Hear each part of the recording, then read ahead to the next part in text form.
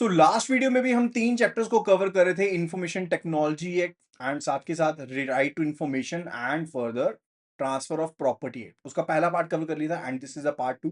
Total 3 parts होने वाले हैं, बहुत इंपॉर्टेंट क्वेश्चंस कवर किए थे। टोटल 12 क्वेश्चंस हमने कवर किए थे लास्ट वीडियो में एंड आई एश्योर यू कि ये वीडियो भी बहुत ज्यादा इंपॉर्टेंट होने वाली, बहुत से अच्छे कंसेप्ट आप सीखेंगे इस वीडियो के थ्रू भी। सो मेक श्योर कि चैनल को सब्सक्राइब कर लो ताकि आगे आने वाली वीडियोस को भी आप जरूर गो थ्रू कर पाओ। एंड साथ के साथ अगर आप चाहते हो कि सभी वीडियोस को आप एक्सेस कर पाओ और साथ के साथ आपको उनकी पीडीएफ नोट्स भी मिल जाए, तो उसके लिए आपको डाउनलोड कर लेनी है हमारी application which is available at the link iibf.info। Top left corner के ऊपर आपको लिंक मिल जाएगा, आप उस लिंक के थ्रू एप्लीकेशन को डाउनलोड कीजिएगा। एंड अगर आप iOS यूजर हैं तो आपको ऑर्गेनाइजेशन कोड चाहिए रहेगा जो कि है GEGKT। सो चलिए आज का सेशन करते हैं start and we are going to start with the question number 13. It says a mortgager fails to pay the decretal amount specified in a preliminary decree passed by a civil court. तो civil court ने एक decreed amount दिया and वो जो डेक्रेटल amount था वो basically मॉर्टगेजर यानी कि बोरोर पे नहीं कर पाया। Mortgagee eager to recover the dues immediately brings the mortgage property to sale through a public auction. Public auction के लिए वो ले आया मॉर्टगेजी यानी कि lender. From a procedural stand point, what critical error did the mortgagee make in this enforcement process? तो इस enforcement process में जो mortgagee है उसने क्या गलती करी है उसके बारे में we need to answer. The mortgagee should have first sought an order of attachment from the court before proceeding with the sales. So देखो स्पेसिफिकली की बात करें, जब एक मॉर्गेज डिक्री को एग्जीक्यूट किया जाता है तो डिक्री होल्डर जो है वो प्रॉपर्टीज को सेल के लिए लेकर के आ सकता है without first seeking N attachment order from the court. तो ऐसा नहीं है कुछ चाहिए, तो ऑप्शन ए हो गया गलत। This is not the reason, ये गलती नहीं है। ऑप्शन बी, द मॉर्टगेजी यानी कि lender failed to wait for the court to pass a final decree before commencing execution proceedings. देखो जो सिविल कोर्ट का प्रोसेस होता है जहां पर मॉर्गेज इन्वॉल्व रहती है वो टू फोल्ड डिक्री रहता है, यानी कि दो बार जजमेंट होती है। एक प्रीलिमिनरी डिक्री रहती है जहां पर एक टाइम लिमिट दी जाती है पेमेंट के लिए। अगर मॉर्टगेजर पेमेंट नहीं करता यानी कि बोरोर पेमेंट नहीं करता तो मॉर्टगेजी को एक एप्लीकेशन देनी पड़ती है for the final decree, right. अब एग्जीक्यूशन प्रोसीडिंग जो होती है वो तभी स्टार्ट होंगी अगर फाइनल डिक्री पास किया जा चुका है मॉर्टगेज सूट में। अब प्रोसीडिंग जो है यहाँ पर सेल के रिलेटेड वो प्राइमरी आपके प्रिलिमिनरी डिक्री के बाद ही हो सकती है। मॉर्टगेज यहाँ पर जो किया गया है वो एक्चुअल में इसी चीज को वायलेट करता है, करेक्ट प्रोसीजर को वायलेट करता है। सो ऑप्शन जो बी है that is absolutely the correct answer. ठीक है जी। Now question number 14। A public authority in its efforts to comply with section 4 of the RT Act digitizes all its records।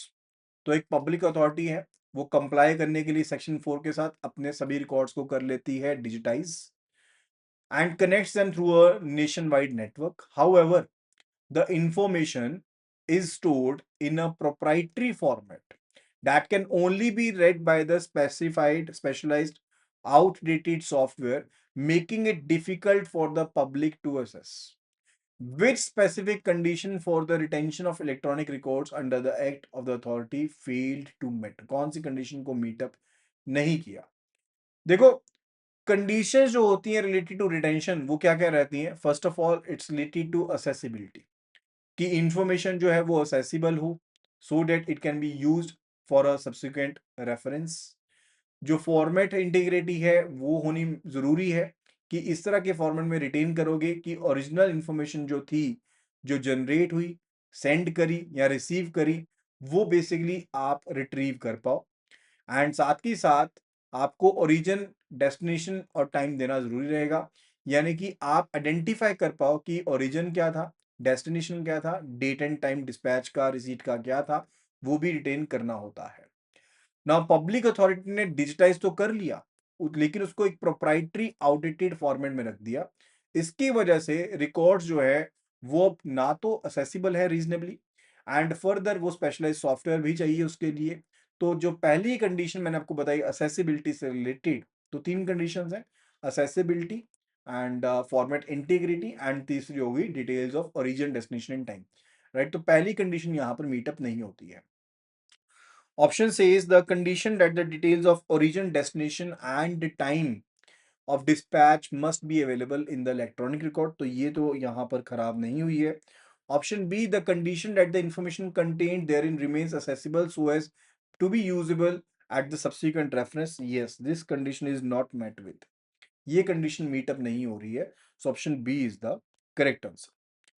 Question number 15, it says an investigating authority is looking into a case of hacking under the IT Act 2000, तो एक investigating authority है जो कि hacking के case को go through कर रहे हैं under the information technology act 2000। The primary evidence consist of server logs which are electronic records, for these logs to be admissible and retained legally under the principles of electronic governance, कौन C mandatory condition रहेगी? सो mandatory conditions क्या क्या होती हैं? That's basically related to accessibility, second is integrity, third is meta data preservation. तो जो तीन condition मैंने आपको पिछले क्वेश्चन में बताई सेम कंडीशंस होती हैं कि असेसिबल हो जब चाहिए, इंटीग्रिटी मेंटेन रहे यानी कि जिस फॉर्म में रिसीव हुआ, सेंड किया, जनरेट किया वो चीजें, और मेटा डाटा, मेटा डाटा मतलब कि ओरिजिन क्या था, डेस्टिनेशन क्या था, रिसीविंग का डेट टाइम क्या था, डिस्पैच का डेट टाइम क्या था, वो सब चीजें रिटेन होनी चाहिए। एंड एडिशनली जो चीज रहती है कि एविडेंस पर्पस के लिए, राइट, एविडेंस पर्पस के लिए ये चीज मैंडेटरी रहती है कि ऑथेंटिसिटी करनी है अगर आपको इलेक्ट्रॉनिक रिकॉर्ड की, या तो बेसिकली रहता है कि किस तरह से आपने उसको प्रोड्यूस किया डाटा को, राइट, वो मैंडेटरी रहता है।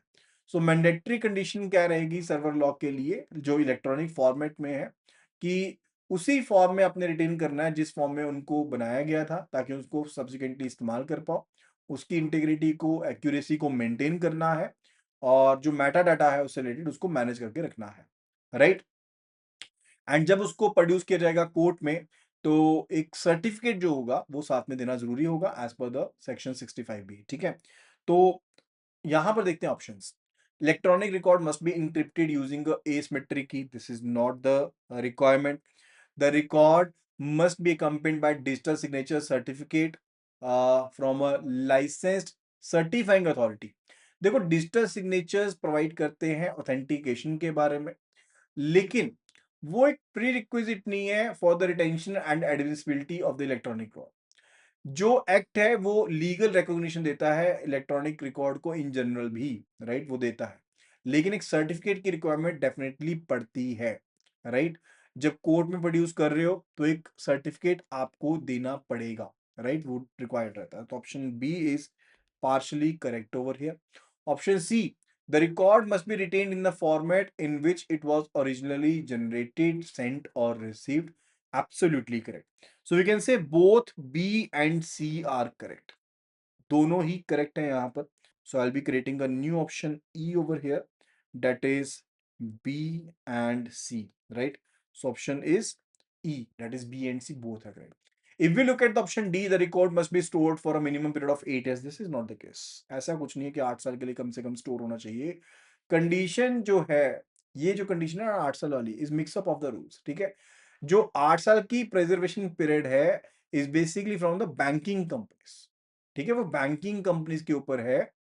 एंड फर्दर ये जनरल रूल्स के ऊपर एप्लीकेबल नहीं है, इलेक्ट्रॉनिक रिकॉर्ड्स रिलेटेड उनके ऊपर एप्लीकेबल नहीं है, ठीक है जी।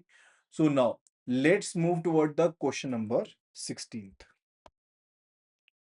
It's related to the transfer of property act.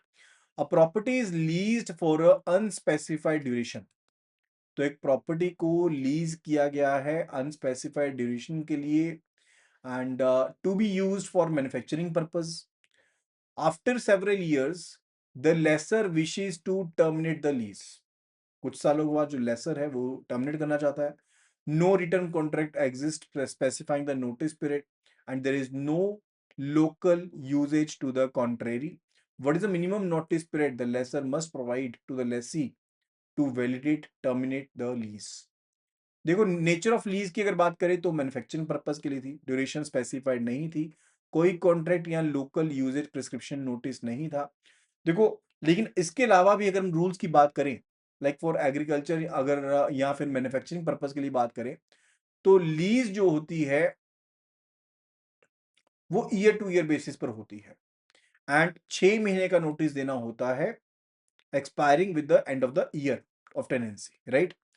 बाकी सभी पर्पस के लिए lease month two month basis पर होती है और उसके लिए आप 15 दिन का नोटिस दे सकते हो, वो टर्मिनेट की जा सकती है 15 दिन के नोटिस के ऊपर अगर स्पेसिफाइड नहीं है।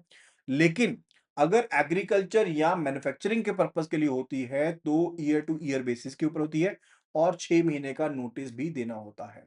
अब इस केस में ये मैन्युफैक्चरिंग से रिलेटेड है, तो यहां पर टेनेंसी जो रहेगी वो ईयर टू ईयर बेसिस पर रहेगी एंड फर्दर जो लेसर है उसे कम से कम 6 महीने का नोटिस देना पड़ेगा, right. So let's have a look at the options. 15 दिन का नोटिस गलत हो गया, 1 महीने का नोटिस गलत हो गया, 6 महीने का notice definitely correct. Option C is the correct answer. ठीक है जी। Now let's move toward the question number 17। A citizen files an RTI request to a public sector bank. Citizen file करता है आरटीआई रिक्वेस्ट को एक public sector bank के पास, seeking the copies of internal audit reports related to a branch where a major fraud was reported. तो एक reports मांगते हैं इंटरनल ऑडिट की जहां पर एक बहुत बड़ा फ्रॉड हुआ था।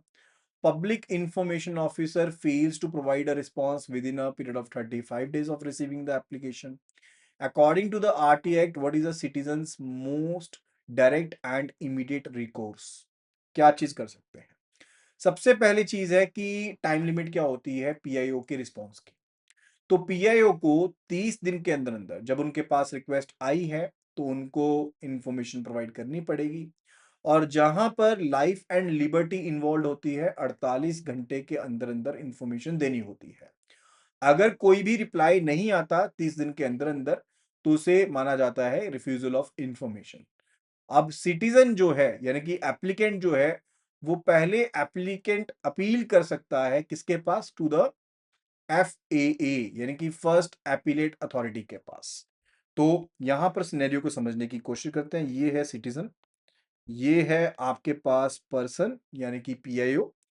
तो यहां पर पर्सन ए ने एप्लीकेशन दी और इन्होंने लेकिन कोई भी रिप्लाई नहीं किया 35 दिनों के अंदर अंदर। अब ये पर्सन जो है अब ये जा सकते हैं किसके पास, FAA के पास जा सकते हैं, फर्स्ट एपीलेट अथॉरिटी के पास ये जा सकते हैं, right, of the same public authority with in 30 days. यानी कि जब रिस्पॉन्स की मियाद खत्म हो चुकी है तो 30 दिन के अंदर अंदर जा सकते हैं। ये सबसे इमीडिएट एंड डायरेक्ट रिकोर्स रहेगा।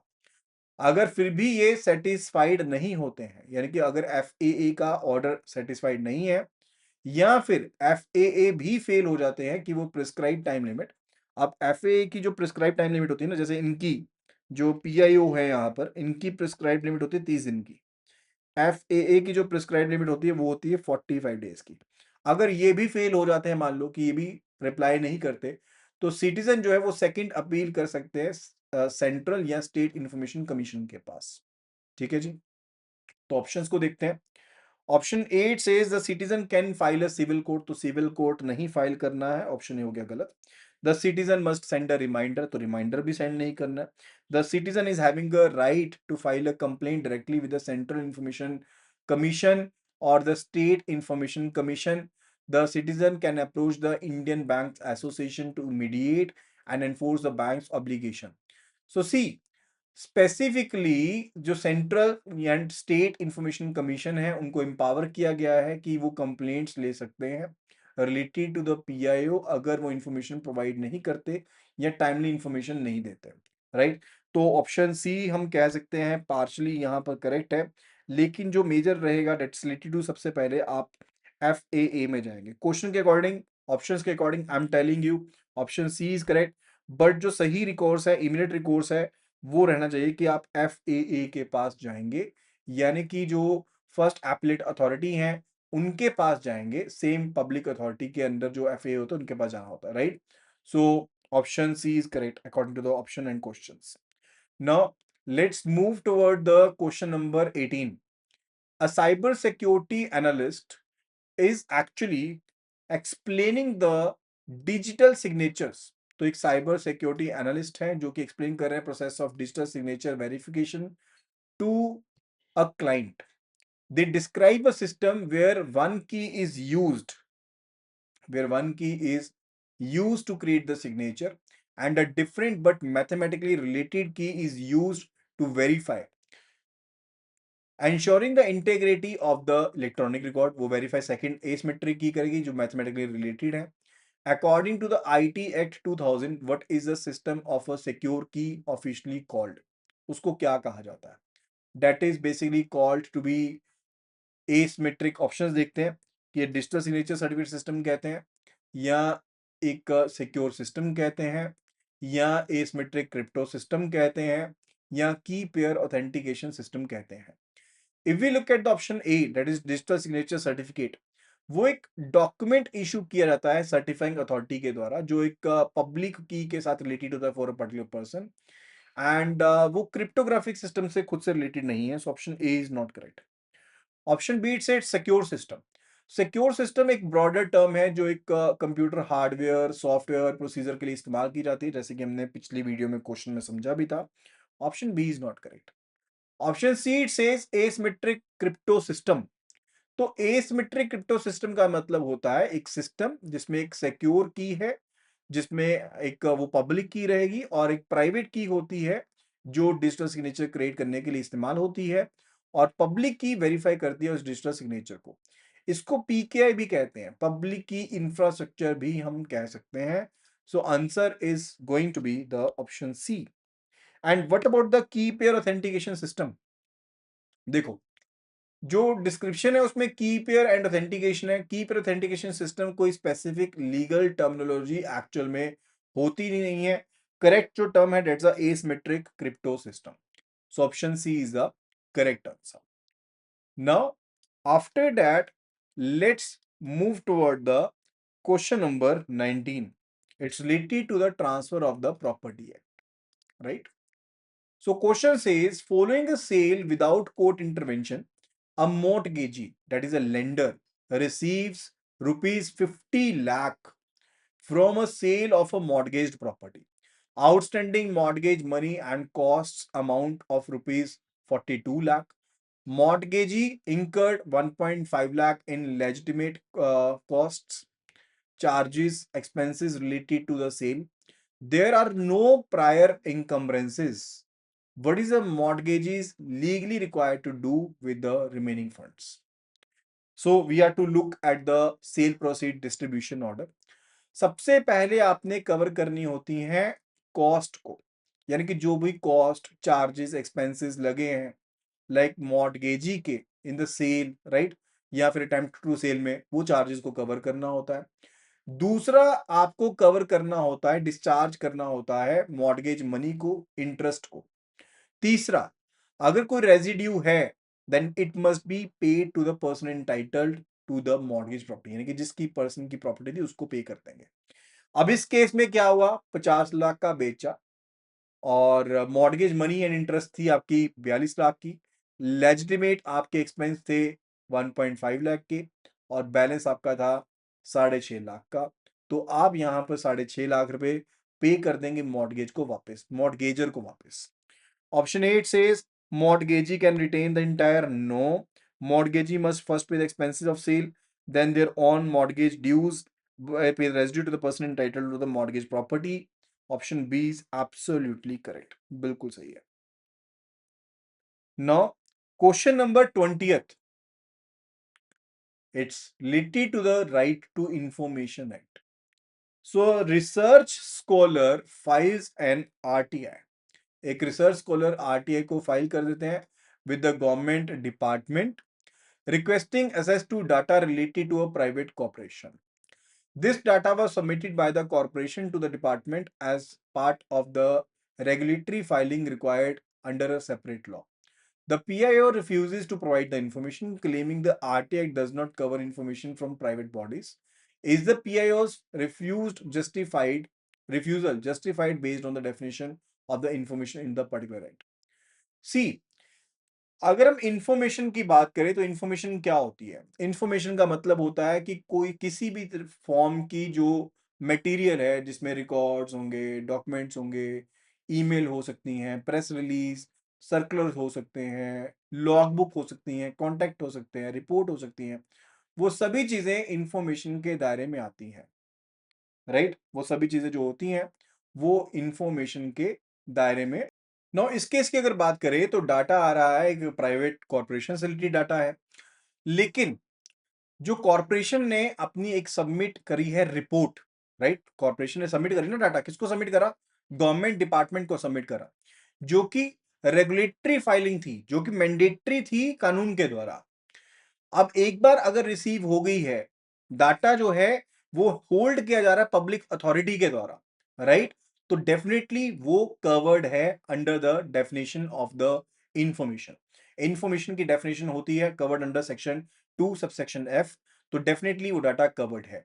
लेकिन कुछ एक एग्जाम्पशंस भी होती हैं, लाइक पीआईओ जो है वो रिजेक्ट नहीं कर सकता रिक्वेस्ट को, simply because the reason is a private body, ये कह के रिजेक्ट नहीं कर सकता।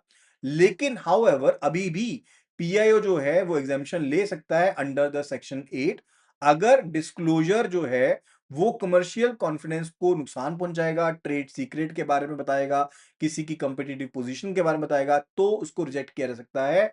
ब्लैंकेट रिफ्यूजल जो है सिंपली ये कह करके कि आरटीआई पब्लिक प्राइवेट के ऊपर एप्लीकेबल होता है, पब्लिक के ऊपर एप्लीकेबल होता है, प्राइवेट बॉडी के ऊपर एप्लीकेबल नहीं होता, वो टोटली इनकरेक्ट है। तो पीआईओ का जो रिफ्यूजल है इस केस में दैट इज नॉट करेक्ट। तो पीआईओ करेक्ट नहीं है, गलत है। Know the refusal is incorrect, right? Yes the PIO is correct, तो रिफ्यूजल जो है वो करेक्ट नहीं है।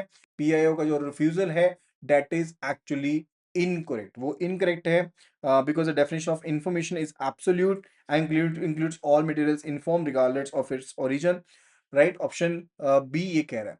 देखो डेफिनेशन ब्रॉड है लेकिन वो एब्सोल्यूट नहीं है, it is subject to exemptions. Exemptions होती हैं उसमें, राइट? मैंने आपको बताया सेक्शन 8 में आप एग्जाम्पशन ले सकते हो किस चीज की? जैसे मान लो किसी कंपनी के ट्रेड सीक्रेट से रिलेटेड है डाटा, ठीक है, किसी की कंपिटिटिव पोजीशन को आहत कर सकता है, तो डेफिनेटली वहां पर एग्जाम्पशन है, तो एब्सोल्यूट नहीं है, तो ऑप्शन बी भी गलत हो गया। तो ऑप्शन सी भी गलत है, रिफ्यूजल से रिलेटेड। ऑप्शन डी जो है यहाँ पर know the refusal is unjustified because information explicitly includes materials related to any private body that can be assessed by a public authority under the particular law. So option D is also correct. Option D is correct, right?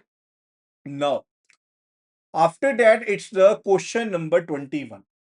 A person is found guilty by intentionally damaging a company's computer network. तो person को पाया गया है guilty कि उसने intentionally company का जो computer network है उसको कर दिया है खराब, resulting in a significant financial loss. And adjudicating officer is appointed to determine the compensation according to the penalty of the IT Act. What is the maximum amount of damages the adjudicating officer can award as compensation to the affected company? कितना award मिल सकता है वो बताना है। सो अगर कोई person intentionally या फिर नॉइंगली डैमेज करता है कंप्यूटर को, कंप्यूटर सिस्टम को, नेटवर्क को, उनके ऊपर लाइबिलिटी रहती है कि उन्होंने पैसा पे करना है। एंड जो एजुकेटिंग ऑफिसर अपॉइंट किया गया है उसके पास ज्यूरिस्डिक्शन है कि वो कंपनसेशन लेकर के दे सकते हैं 5 करोड़ रुपए तक की। एंड अगर 5 करोड़ से क्लेम बढ़ता है तो केस जो है वो कॉम्पिटेंट कोर्ट के पास जा सकता है, सिविल कोर्ट के पास जा सकता है, जिनके पास अप्रोप्रिएट ज्यूरिस्डिक्शन होगी, but not before the adjudicating officer, right? तो एडजुडिकेटिंग ऑफिसर जो है वो 5 करोड़ पे मैक्सिमम कंपनसेशन लेकर के दे सकते हैं कंपनी को। तो यहां पर आंसर क्या रहेगा? An amount of rupees 1 crore, an actual amount of actual amount equal to the actual loss suffered by the company with no upper limit, and amount not exceeding rupees 20 lakh consistent with the DRT limit, a fine decided by the officer who has the powers of a civil court and thus unlimited pecuniary jurisdiction. तो answer यहां पर रहेगा option E, option E, that is 5 crore rupees. तो option E will be the correct answer, right? Now Let's move toward the question number 22nd. It says the कर्ता of a HUF, कर्ता of HUF यानी कि Hindu undivided family के जो कर्ता है वो अप्रोच करते हैं बैंक को to secure a loan by mortgaging a property जो कि HUF को बिलोंग करती है. The loan is intended for a speculative investment unrelated to the family's welfare and business. In this situation, who is legally considered competent to create mortgage on the property? कर्ता की जो position होती है वो manager की होती है HUF के केस में. उसके पास बहुत सी पावर्स होती हैं कि HUF की प्रॉपर्टी को मैनेज करते हैं, लेकिन ये पावर्स जो होती हैं वो एब्सोल्यूट नहीं होती हैं. अब कर्ता जो होता है वो प्रॉपर्टी को सेल कर सकता है, मॉर्गेज कर सकता है, ये चीज बिल्कुल सही है. कर्ता बेसिकली वैलिड मॉर्गेज क्रिएट कर सकते हैं या फिर बेच सकते हैं प्रॉपर्टी को, ठीक है, जब कोई लीगल नेसेसिटी होगी या फिर आपने बिजनेस को बढ़ाना है, एस्टेट को बढ़ाना है उस पर्पस के लिए. लेट्स से अगर कर्ता ने फैमिली की नीड्स को मीटअप करना है, फूड के लिए, मैरिज के लिए, एजुकेशन के लिए, या फिर रिलीजियस ड्यूटीज को परफॉर्म करना है, या फिर प्रॉपर्टी को सेफगार्ड करना है, या फिर बिजनेस को बढ़ाना है, उसके लिए अलाउड है. स्पेक्युलेटिव पर्पस के लिए इस्तेमाल किया जा रहा है यहां पर, which is actually not related to the family welfare, right. तो ऐसा जो पर्पस होता है वो क्वालिफाई नहीं करता, वो बेसिकली यहां पर उसके लिए लोन दिया ही नहीं जा सकता. तो इस सिचुएशन में कर्ता लीगली कंपिटेंट ही नहीं है कि वो एक मॉर्गेज का चार्ज क्रिएट करवा पाए या मॉर्गेज के थ्रू HUF की प्रॉपर्टी को बाइंड करवा पाए. ठीक है, तो अगर कोई लीगल नेसेसिटी दिखेगी तभी कर सकते हैं, अदरवाइज नहीं कर सकते. तो option 8 says karta can create the mortgage. No, karta can not. Only the guardian of minor co-owners in the HUF can create the mortgage. No, that can not be done at all, right. वो नहीं कर सकते हैं. All major co-owners of the HUF must jointly execute the mortgage deed if it is to be valid, right. वो भी नहीं कर सकते, वो भी चीज नहीं हो सकती है. The कर्ता is not competent mortgager in this specific scenario because the purpose of the loan is not legally permissible for the family purpose. So option D would be the correct answer. Option D जो है that is the correct answer here. ठीक है जी. Now let's move toward the question number 23. A public sector bank is deciding on its record retention policy.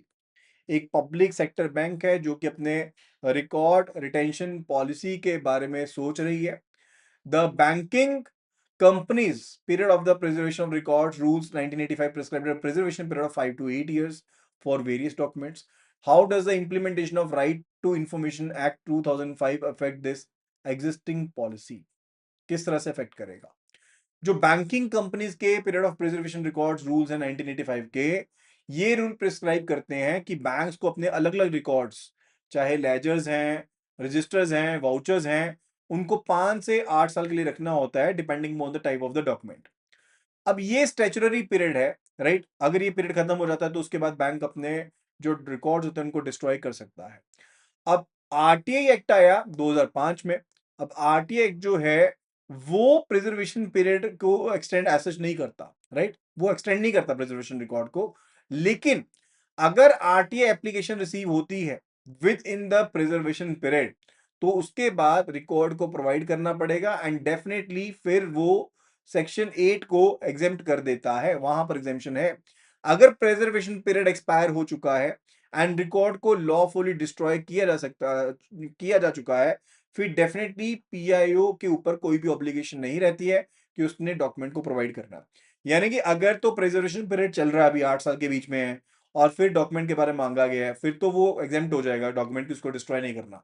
लेकिन अगर अगर आपका preservation period निकल चुका है 8 साल तक का, ठीक है, अंडर द जो banking companies period for preservation of records rules and 1985 के, अगर वो टाइम पीरियड निकल गया और उसके बाद आपके पास रिक्वेस्ट आती है कि भाई डॉक्यूमेंट चाहिए, तो फिर पीआईओ के ऊपर कोई ऑब्लिगेशन नहीं है. सो आरटीआई एक्ट जो होता है वो ओवरराइड नहीं करता 1985 के रूल्स को, लेकिन ऑपरेट करता है with in that, right. So retention period जो रहेगा वो अभी भी 1985 के रूल्स के हिसाब से ही है, राइट. जो असेस रहेगा आरटीआई के अंदर वो अवेलेबल रहेगा जब तक डॉक्यूमेंट्स आपके एग्जिस्टेंस में है, not after that, right. So that is a scenario. So now let's have a look at the options. The RT Act overrides these rules. तो override नहीं करता है, ऑप्शन गलत हो गया. The RT Act requires all records to be computerized immediately, not affect. The bank should continue with the existing practice of preserving records for 5 to 8 years, as clarified by the IBA. Right. So option C is absolutely correct. Option C is absolutely correct here. ठीक है जी. चलो अभी चलते हैं next question पर. Question number 24. A public sector bank is deciding on its record retention policy, right? तो ये question हमारा ऑलरेडी हो चुका है. क्वेश्चन नंबर 24 पर चलते हैं अभी. It says a team of police officers is tasked with investigating a cyber crime involving the publishing of obscene information in electronic forms. तो एक आपके पास टीम है पुलिस ऑफिसर्स की जिनको टास्क दी गई है विद इन्वेस्टिगेशन साइबर क्राइम जिसमें publish किए गए हैं ऑब्सीन इंफॉर्मेशन इलेक्ट्रॉनिक फॉर्मेट में. According to the provisions outlined in the IT Act 2000, what is the minimum rank required for the police officer who will lead and conduct the investigation? See, जो offence यहाँ पर बताया गया है publishing और transmitting the obscene material electronic format में, उसको cover किया जाता है अंडर द सेक्शन 67. तो ये जो सीन ऑब्सीन इंफॉर्मेशन है इसको सेक्शन 67 में कवर किया जाता है आईटी एक्ट के. एंड इन्वेस्टिगेटिंग अथॉरिटी की बात करें, दैट बेसिकली जो कोई भी यहां पर बताया गया है सीपीसी के अंदर बताया गया है पुलिस ऑफिसर जो कि इंस्पेक्टर के रैंक के बिलो ना हो, वो पर्सन यहां पर कम से कम चाहिए. ठीक है. तो ये बेसिकली ऑफेंस है under the IT act. And investigation जो की जाएगी that can not be conducted by any of the persons by a sub inspector और लोअर रैंक. राइट.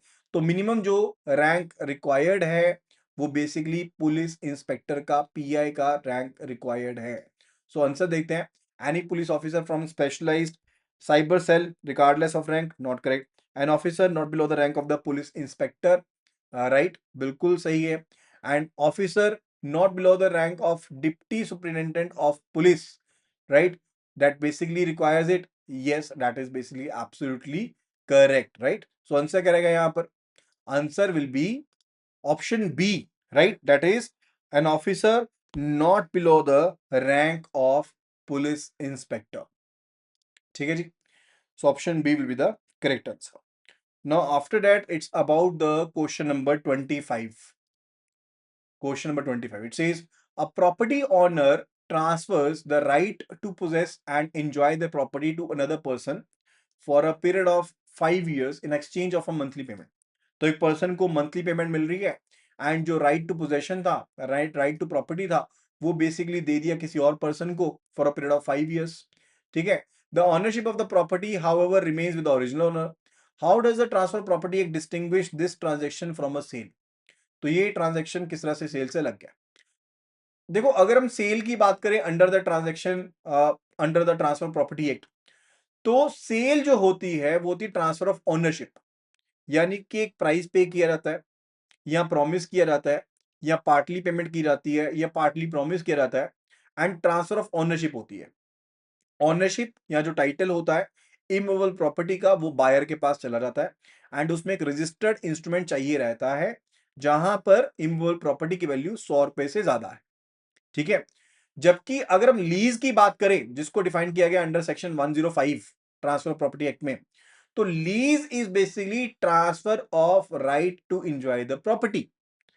तो एक सर्टेन टाइम के ऊपर एक्सप्रेस या इंप्लाइड वे में कहा जाता है एक कंसीडरेबल प्राइस रहेगा, रेंट रहेगा, प्रीमियम रहेगा या दोनों हो सकते हैं, वो रहेगा. लेकिन ऑनरशिप जो रहेगी वो लेसर के पास यानी कि ओरिजिनल जो ऑनर है उसके पास ही रहेगी. सिर्फ और सिर्फ राइट ऑफ पोजेशन या एंजॉयमेंट ट्रांसफर होता है.